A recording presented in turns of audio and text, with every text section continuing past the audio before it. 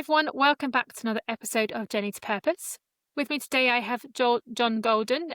John works at Pipeline CRM and also has the Sales Pop podcast.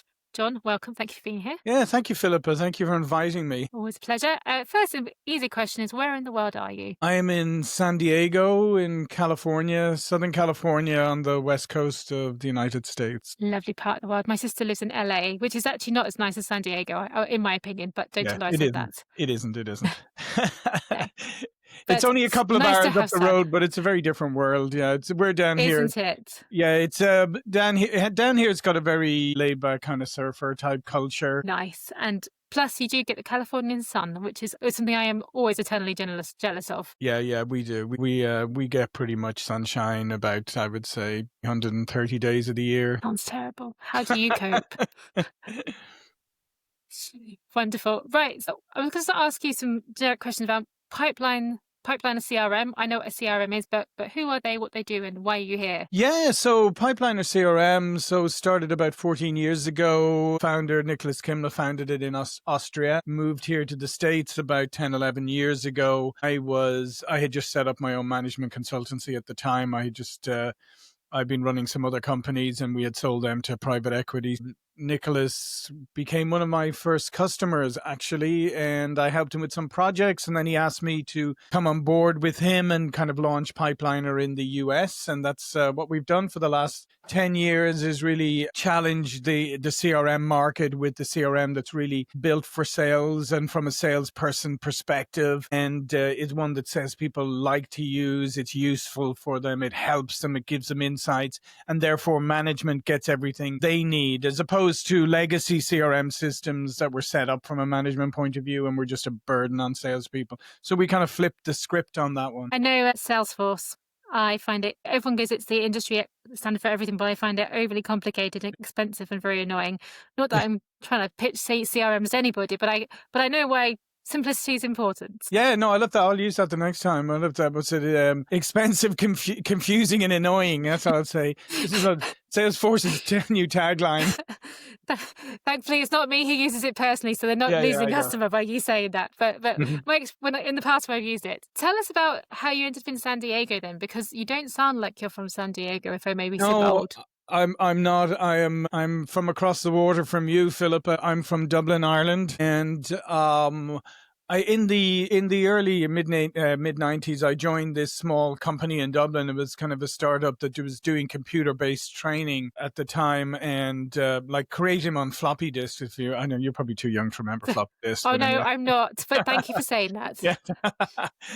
But we started off doing them on floppy drives and then CDs and then etc. and then online and all that good stuff. Mid kind of 90s, I started coming over to the US because they'd set up in Silicon Valley in Menlo Park, and so by the mid 90s or so, I started my transition. I moved over then to Silicon Valley, moved to San Francisco, worked down in Silicon Valley during the .com era. So that's how I ended up in the States. I came on a 3-year visa, and I thought, 1 year is probably too little. 3 sounds like an awful long time, and 2 sounds about right. So that was 27 years ago. So my plans didn't exactly work out that way, but so I've been here ever since. So that's how I came over. I came over during the .com, and that was an amazing introduction to here, an amazing experience to be there, both for the explosion and the implosion afterwards. It was just as education, if not more so, actually, in many ways. I can imagine. I just missed the .com bubble, but they tell him when it all burst, so awesome. But to go from the high of the tech Silicon Valley vibe, the culture, the positivity, I'm going to say people walking around with wheelbarrows of money because there's so much going on, and then to go to the other end where things are a lot harder. What sort of change did that mean for you in your life and your career? How did that affect you personally? Yeah, it had a profound effect in many different ways. Like I said, it really taught me immediately, like that you have to be very careful about fundamentals, and sometimes innovation is great and being creative is great, but you always have to understand what are the pieces that should endure, so you don't throw the baby out with the bathwater, because that's what happened there. It was like, the old rules of business don't apply anymore. And then until it turned out that, of course, So they they do. were, yeah, till they do, and everybody runs out of money. And so that was the first thing, is that business fundamentals really, really matter. Then I think the second thing that it really taught me is, especially here in the States, because I mean, the place is so big. If you were prepared to go out there and work hard to find a job, and you were prepared to, move somewhere and everything, the opportunities here were still limitless in many ways. And that's why it's like I've apparently lived through, I think, 4 recessions now in the States, but I couldn't really tell you what they're like, because they don't really impact you, not in the way like I come out of college and stuff in the 80s in Ireland, and we had a recession. Now, for me, a recession is when it's like unemployment is off the charts, nobody can get jobs, nobody's any money, things are closing. That's a recession. So here it tends to, yes, it does have recessions and stuff, but they tend to not be as profound as they are elsewhere. And as I said, my biggest learning was, if you're prepared to do whatever it takes, like, to move if you have to go whatever, the opportunities are immense. And that's why I was able to, from there, like, I moved to Computer and New Horizons Computer Learning Centers. I joined the franchisor, moved down to Orange County, did that for a couple of years. Then I joined a K-12 startup that's, elementary, secondary school, a startup that was doing teacher professional development on the East Coast. So I moved over to the East Coast. Then we moved down to Washington, D.C. I joined the Mortgage Bankers for a while, Association for a while. And then I joined Huthwaite and became CEO of Huthwaite, and then took over another company for Informa, the parent company, as well. But that was really what I learned, to be honest, Philippa, is when opportunities come along, just to take them and see where the journey goes, and that's how it's worked for me. Certainly it's been, for some people are planning, very good at planning things out and planning their life, their next moves out. I've kind of just sort of embraced the journey, if you like. I totally understand that. I just say yes and then see what happens. Yeah, But exactly. I love the point you make around, though, if you look for it, you can find. And I always joke, I've got a mentor in the UK who goes, what's he had to express it? I'm choosing to not participate in the recession. Now, he Yeah, happens to be a multimillionaire, which makes things easier. But sure. I agree with you. If you are willing to, because this is by my experience and therefore my belief, if you're willing to be flexible, put in the work and move around if you need to, you can do something always. Yes. But what I have encountered, I'm sure you have, is people who want everything to be exactly how they want it to be and aren't willing to be flexible. And as a Yeah. result, things don't go their way. Yeah, no, and exactly it. And I always loved Jack Welch, who was the CEO of GE. He said, "What's it? To face reality as it is, not as it was, or as you would like it to be." And that's kind of Mm. how I've always approached things. Is you're in a situation. There's no point in sort of. It's like when you have the housing market. Like, you have people, one week when the housing market crashed. Like, one week they were saying, "Oh, well, my house is worth like $1 million," right? And the crash, then it's only worth like 700 or 500,000. But they can't let go of that $1 million. Hmm. In their head, it's still $1 million, and you're going, it's not. Unfortunately, it may get back there, but it's not. So that kind of not accepting that reality, we're very good at that. Or, as you said, there's no jobs around here. You say, okay, well, there's jobs if you move. Yeah, but I don't want to move. And you're going, okay, but that's you. That's not you. That's you putting barriers in place. So now you then have to take the consequences of that. Say, I don't want to move from where I am. I want to stay exactly here, and I want to have my life exactly as it is. Okay, now you've put a ton of variables in place to try and find. Now you're looking for a job that you qualify for and you can get, that's in your locality, that's not going to interfere with anything that's going on, that's not going to disrupt your life in any way. When the going gets tough, good luck with that strategy. Absolutely.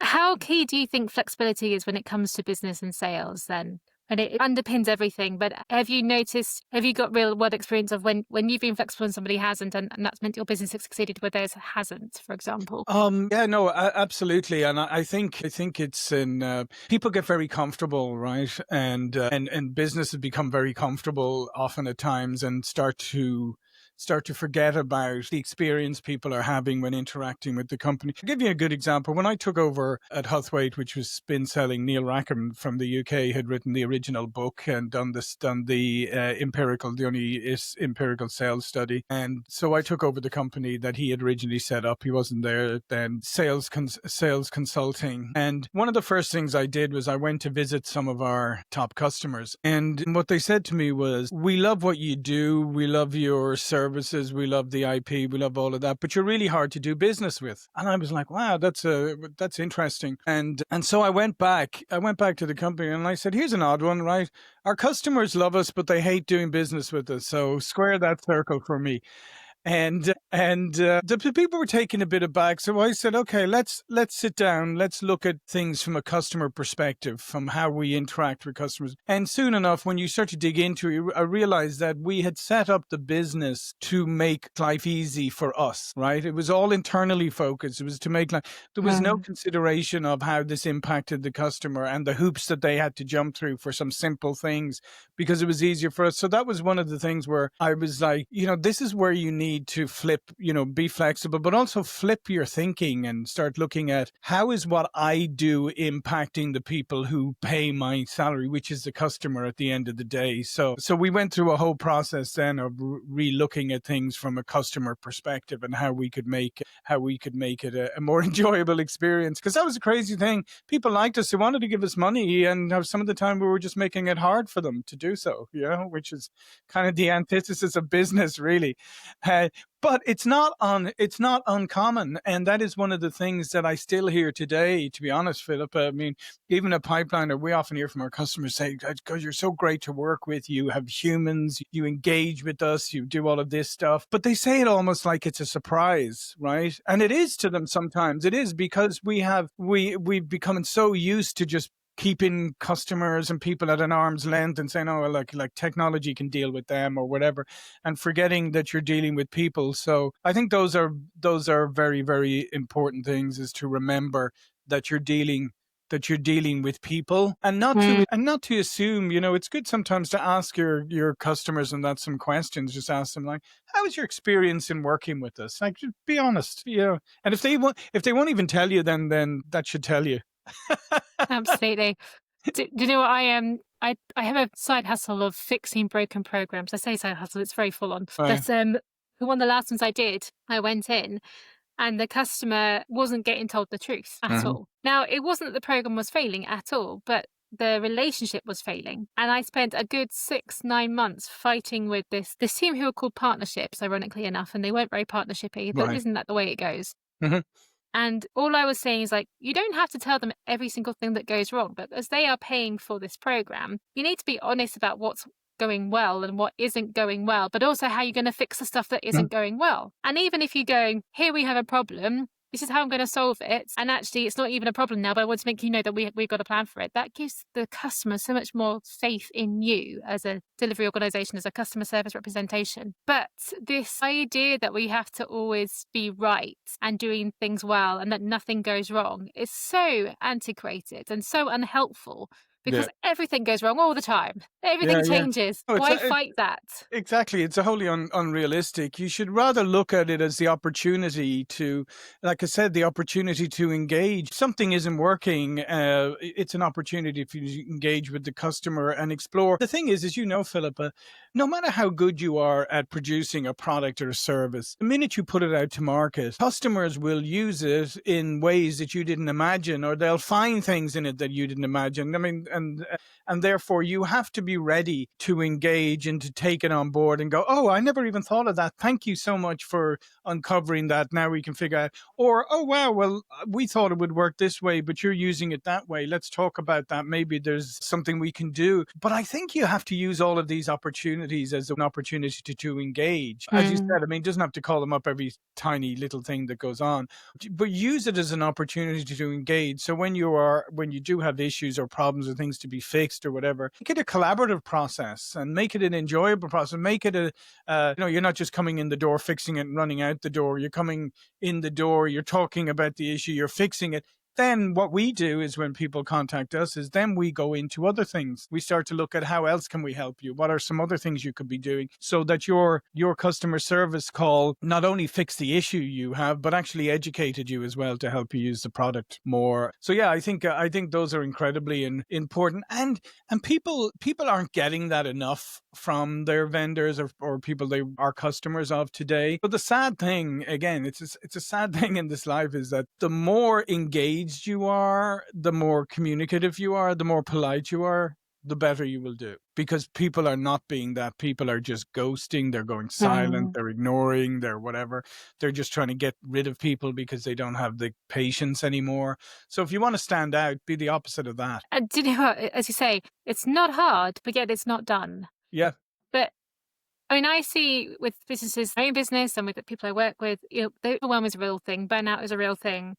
And also that feast to famine cycle. You spend a lot of time getting customers in, and then you kind of have so many, and then you have to service them, and then that famine happens again. How do you maintain the consistency in those things? Like, what have you learned that people can do that we're not doing? Yeah, I mean, I think one of the things, the first thing you said was overwhelm, and I think one of the things that people have to do first of all is be a little honest with themselves, right? People say to me all the time, John, I'm the busiest I've ever been in my life, and I always say, are you, though?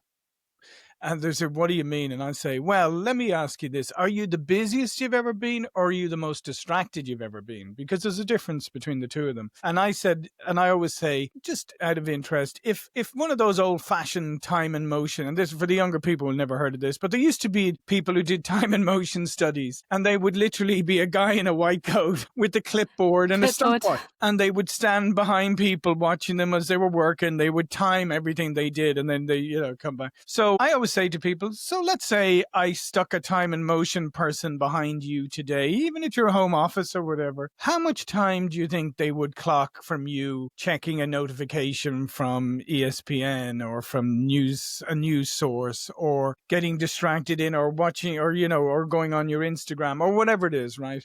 I guarantee you have enough time in your day to do what you need to do. You're not being very honest with your time. You're wasting a lot of time during the day. So the first thing I would say is take a good hard look at yourself and say, am I being as focused as I can be? Am I being as disciplined? Or am I burning out and perceiving that I'm overwhelmed because basically I'm just allowing myself to be distracted all the time? So I think that's the first one, and the most important one is look at what you can do yourself, and in terms of like I said, being more focused and prioritizing. The other thing I think, Philippa, too, is like people have gotten really bad at prioritizing. Right, everything is a priority, right? Because we live in this, right? Oh, everything's everything's a priority, then nothing's a priority, right? You can't have the whole essence of priority at the end of the day.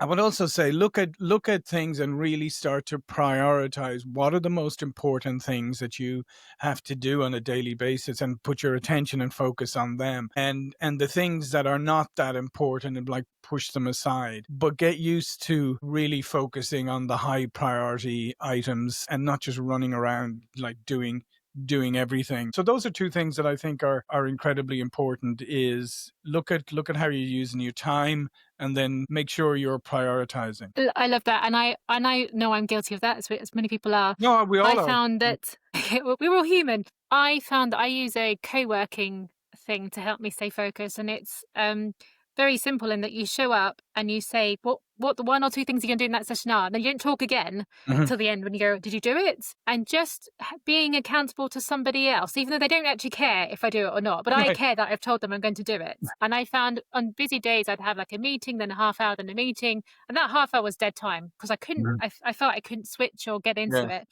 So I started doing 25-minute focus sessions, and I got stuff done. It's amazing, but it was the discipline to recognize that's what I was doing, and also find the tool that helped me, because I think sometimes doing it on your own is hard. Absolutely. The other thing I found interesting about what you say is the distraction. This world we live in now is so data information driven. I mean, we went from something like 68,000 bytes of data to 68 million bytes of data in a day that we're receiving. And so the distraction is real with our phones and everything turning up going on and off. And I know I've done this when I think I'm feeling a bit tired, I might put a film on in the background while I'm trying to work. And I know that I am 10 times less efficient when I have that film on. But I tell myself this lie that somehow it's going to make me feel better. Right. Whereas if I just did the work, then watched the film, I would do both a lot faster or a lot more Yeah. efficiently.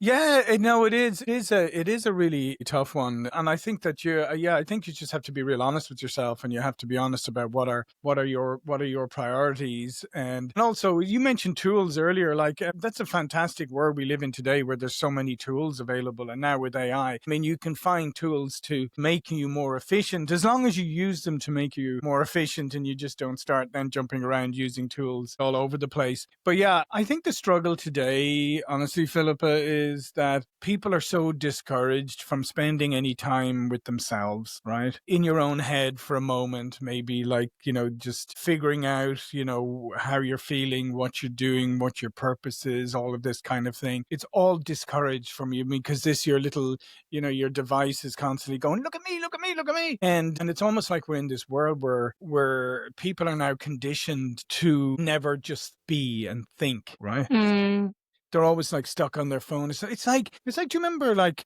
back in the pre-mobile phone and internet days and all of that? I mean, even if you went into the waiting room of a doctor, like people are sitting around, maybe people would be looking at an old magazine. But generally people would just be sitting there, maybe. And what would they be doing? They'd just be thinking. And yeah. nowadays, everybody would have this, right? Everybody would be like this. So they wouldn't be. And I think we've lost that ability to take some time out to be with yourself and then to assess everything else that's going on and then to re-engage. Because if we're constantly on this hamster wheel, we can't see. All we can see is the thing going round. We can't see clearly. And therefore, sometimes you just need to step off for like 10 minutes, maybe 10 minutes a day, like 20 minutes, whatever, and just be and then re-engage with the world. Because I think you'll come in with a much clearer head. But you got to get out of this habit of just being constantly like distracted all the time and kind of take control back of your own life, because I guarantee you right now our lives are being dictated a lot of the time by these things, right? So Absolutely. we're not actually really in control of it. It's funny because I had this same conversation with someone the other day about having thinking time, free from distraction. And a very good friend of mine, he's actually from the US as well. He went on a 2-week silent meditation because he thought it'd be a good challenge. And he said he came back and it was like he could walk through walls, because during that time they weren't allowed any technology. I think they weren't even allowed any paper or like a book or something. They just did 2 weeks of meditation. Now, obviously, that's a very hardcore way of addressing this problem. But his discipline, his digital discipline is amazing. And I said to him, was it always this good? And he's like, no, I was just the same as everybody else. But having had created that space and the freedom that it gave me to just think, and now he basically only uses his phones for, I think he probably has like a Nokia 5210 because he Right. doesn't use the apps. He's so disciplined about it, but he's also so liberated by that. And that takes a lot of courage in this world where tech is so important. Yeah, no, it absolutely does, absolutely does. And I think the thing, part of it is to, ask yourself, like, what are you doing? What's your purpose? And just ask yourself some simple questions like that, because it'll come back with a renewed like vision or outlook on what you're doing. Because sometimes if you say to most people like, well, what's your purpose with your work? And they go, well, it's to earn money to pay for my life. And you're going, yeah, but is there nothing more to it than that? You've got to find something a little bit more to it. It's got to have some dimension that, brings something to you. Like you like help, you like solving problems, you like working and stuff, you like delighted customers, whatever it is. Like find something beyond that is your purpose in work that brings you some intrinsic satisfaction, because otherwise you're just on the hamster wheel. And when you have bad days, you won't have anything to carry you through. Do you approach that challenge, say someone, a low income family working 2-3 jobs where it really is about the money? Have you ever been able to help people navigate a way out of that, or see it differently, find that different purpose? Yeah, I think, again, regardless of what job you're doing and regardless of why you're doing it, maybe you're just doing it, you said, to put bread on the table. But what can you bring extra to that job that you can bring extra, that can enhance the experience, right? I mean, people say, yeah, but what are you saying? Like I'm working in a fast food restaurant or whatever. well, maybe you're just going to be the best person there. Maybe you can be the best colleague. Maybe you can be the nicest person to customers. These are things that, maybe you won't get anything extra for there, but you're building your character. You're building your way of Mm. operating. You're building a reputation. You're building. So I think you should look on every opportunity as a building block, even if it seems like it's at the lower end. Well, let's face it, at the end of the day, the strongest building blocks are the foundations, right, of any building. So don't look at saying like I'm just down here doing this. Say, no, I'm building something. I'm building something, like I'm providing for my family right now, but I'm also building for the future because I'm trying to be the best I can be at this job. I'm trying to offer a little extra, and so that I can maybe grow. I'll maybe look above your position. I had this, and I don't want to get too like, it's too dramatic a difference, but I had this personal experience. Like when I got my first executive level job, I was going to be a VP on an executive thing. So I hired a coach, and, she said, okay, what do you want to do? And I said, I want to be the best VP. I want to be like on this thing. And she goes, okay. She goes, why don't you want to be the CEO? And I said, well, and she goes, why? You don't think you could do the job? And I said, well, yeah, I think I could. And she said, do you think you could do it better than the person who's doing it right now? And I said, yeah, I think so, actually. And she goes, okay. So she goes, our job is not for you to be the best VP. Our job is for you to be CEO somewhere. And eventually, like, I did become one, a number of years later. But I wouldn't have focused as hard on that if she hadn't said to Mm. me. I may have got there eventually, maybe, I don't know. But so my point is that even if you're working some whatever, low level job to pay, is set your ambitions higher than that. Maybe even say like, I want to be at the next level. I want to be at a supervisory level, or I want to be at this level. I want to be at that level, and then figure out what you need to do to get there. And maybe look at the people who are doing the job right now and say like, okay, Philippa does that really well. I'm going to observe her. That person over there doesn't do it very well. I'm going to avoid what they do, and just learn. Use everything as a learning experience and as a building experience. I think if you look at everything that way, there's no such thing as an ordinary job or just a throwaway job. I mean, everything has its own level of importance, and a lot of it has to do with how you approach it. I love that. I just complete at university. I went to Durham in the UK, which is a collegiate university, and you live in the college the first year. Right. And I actually worked as a cleaner in my Mhm. college, and I worked in the bar as well. And when I went back for a reunion a few years later, because I'd worked as a cleaner, I knew all the college staff. And so I wasn't even planning to go to a reunion, but I was passing by Durham, so I'd just pop in. And they were like, oh, you can have this room. I didn't pay for my room. And they said, don't worry, we'll give you the food, because I knew all the Yeah. kitchen staff. And it was a very sweet reminder of also the people that you meet at different Mhm. levels. They uphold you as well, and treat them. And I've always said, if I had to go back to a low income job, I would go back to cleaning, because actually at least I might be mentally bored, but physically I was doing stuff. And I realized Mhm. I'd rather be physically active and mentally bored than mentally and physically bored, which is some other jobs you have. Yeah, But yeah, that yeah. also was a learning experience, Yeah, yeah. going, okay, when times get hard, there is literally nothing I won't do to pay the bills, because I've pretty much done them all already. Yeah. And along the way, I've met some amazing people who have shown me love when they didn't have to.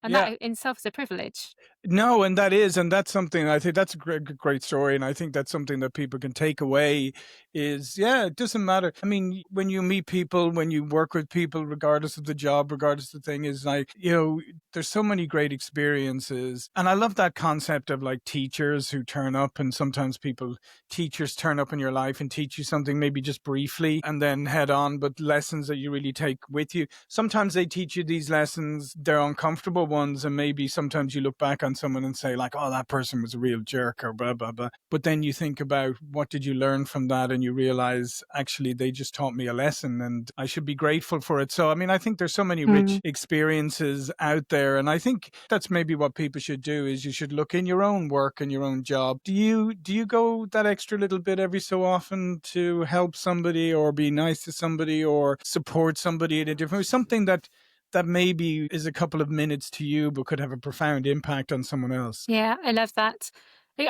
The expression that comes to mind is like, be the change that you want to see. What standard is it that you want to see around you? Well, be that standard, regardless of the situation you're in. Yeah. And my belief has always been, if in doubt, just work harder, treat people Yeah. kindly, and it's paid off for me. That is my experience. That is my belief. It's a self-fulfilling prophecy now. Yeah. But And don't be afraid. you I know, mean, don't be afraid if you want to, if you have ambition or you want to do better, whatever. Don't apologize for that. Don't be afraid, and don't let. There'll be plenty of people to hold you back, but don't let that happen, because the people holding you back are just normally holding you back because they wish they were the ones doing it or whatever. I mean, it's like an experience I had. I remember one time when I moved from one job to another, I kind of moved to a slightly different job and a level, and I just started dressing differently because I thought that the job requires that I need people to perceive me in a different way, and it's still at the same company, and it was in Ireland at the time. So you can imagine I had to go through several months of people making fun of me, but that's okay because they say, "Oh, look at you, why are you dressed like that?" And all this kind of stuff. But it paid off because, I mean, at the end of the day, because I wanted to be considered at a different level. I wanted to be taken seriously in a different way by a different level of people and all of that. And it worked out. But so sometimes, like, yeah, be what decide what you want to be. Sometimes you have to, just say, I'm going to adopt this persona now, and this is who I'm going to be. And I don't care. I don't care what people say. yeah, it takes a lot of courage to do that. Sometimes, obviously, is there been one or two people along your career that you've stood out to you to show those skills that you wanted to have, that you've gone, like you said, this person is the way I want to be? Have you had those transformational moments where you go, aha, this is the direction, this is the person? I mean, yeah, I mean, not even, maybe traits of people rather than one particular person, but I've always admired the people who can really handle the pressure of when things are going wrong, right? And can really, and I've had the privilege of working with some people who are fantastic in situations like that, where the first thing is like lower the temperature and figure out and be very pragmatic and figure out the solution. But I tell you, on the flip side, Philip, it's funny. I've come across so many people in positions of authority and power who are very insecure people, and needlessly, I would say. And so that's what I think. So when you come across somebody who is very secure in themselves, they really stand out. And I think that's it. And I think that's the biggest impact it's had on me. It's when I've come across people who are really secure in themselves. And what I always say about, for me, an expert is somebody who'd tell me what they don't know as much as somebody will tell me what they do know, because I trust, and that's what I mean by when I've come across people, been in leadership positions, and when you get to know them, whatever, you think, wow, they really know their stuff, they're really on top. Then you ask them something about something and they say, I don't know anything about that. And that enhances it, because you're thinking, yeah, you see, they don't have to BS about things they don't know, because they're very secure in themselves. And I think that has been the most profound thing, I think, is finding people. You find people who are really confident and in themselves, or very secure in themselves and very knowledgeable. They're the exact people who tell you when they don't know something. They won't expect you to know they're just more well-adjusted people. Funny. Conversely, have you had people, those insecure ones you talked about, who are threatened by your own security, your own confidence? Have you experienced that as well? Oh yeah, no, absolutely. I've had some interesting experiences over the over the years. Whether it's, I blame it on being Irish, but I've been very very forthright, and I tend to be very very forthright in my opinions and stuff. And I probably wasn't the person best prepared for politics, in terms of corporate politics. And I found over the years that sometimes people don't like the truth to be told, or don't like things to be pointed out. And so, yeah, I mean, I have come across people I've had some experiences that I look back, and I try to look back as forgivingly as I can. And I'm sure there's people who'll say, like, oh yeah, well, I worked for him and he was at this or he was at that or whatever. So I've made plenty of mistakes, and you don't always click with people. But yeah, there are people over the years who definitely, you also, and I guess the sad thing, Philip, you also, oftentimes these are the same people who you go, you've got a lot going for you. and you're pretty good at these things. Like, why do you have to be a jerk over here instead of just like maybe being more collaborative? Maybe admit, like I said earlier, maybe admitting that you don't know something, maybe not taking everything super personally, right? Mm. Nobody's nobody, nothing goes perfectly for everybody. And yeah, there are people, but now I have to look back. If I'm to be consistent, I have to look back on some of the people who maybe had the most negative impact on me at a time. I have to look back on them as teachers, because I learned a lot from those experiences. I learned an awful lot. You tend to learn from adversity more than anything. But what I did take away at the end of the day is that being forthright and being honest is not always comfortable, but it's the best thing in the long run. And maybe what I've learned over the years, maybe I've learned how to deliver those messages and maybe, wrap them up a little nicer than maybe once upon a time. But at the end of the day, I like to think that, yeah, I look back and I say, I mean, sometimes I could have had a much easier time if I'd have played along, or maybe, not said what I felt, maybe gone along with the way things were and all of that. It would have been a lot more comfortable, and probably like at the time would have benefited me short term more. But I always felt like I had to be honest and I had to be myself. Yeah, sometimes that was appreciated and sometimes it wasn't. But I think it goes back to your point though of being comfortable with who you are Yeah. and owning it. And once you get to that level in your life where you kind of go, this is me, Hmm. it kind of gets easier for you just to keep doing what you're doing, and then recognizing that these are teachers. Yeah. Never mind, but we can Yeah. learn, Yeah. and these are people who I can learn from, and this is just a passage of time, a moment of time that I'll forget about in 5 years, or I won't, but I have learnt from it. Yeah, yeah. And it is, I guess that's the thing. I guess what's that phrase? This too shall pass. But they're just points in time, and sometimes they're not, and sometimes they're not even as impactful as you think they are at the time. Later on, as you said, you look back and you go, "Nah, I don't know why I got upset or got worked up over that." And conversely, sometimes there are these small things that happen. You think, "Oh, that wasn't really a big deal," but you look back later and you think, "No, no, that was super profound." And I think at the end of the day, I just think, I mean, I've been blessed to be around a lot of smart people, throughout my career, and come across a lot of amazing people, and it just, and I guess at the end of the day, I mean, I think people are inherently like trying to do their best, whatever. It's just that we live in a where very few people are properly trained or equipped for the jobs that they're given, and especially to engage and interact with other people. Now, there's something like 5 generations in the workforce. And so today, we have all these people running across the gamut who like to communicate in different ways, who have different attitudes.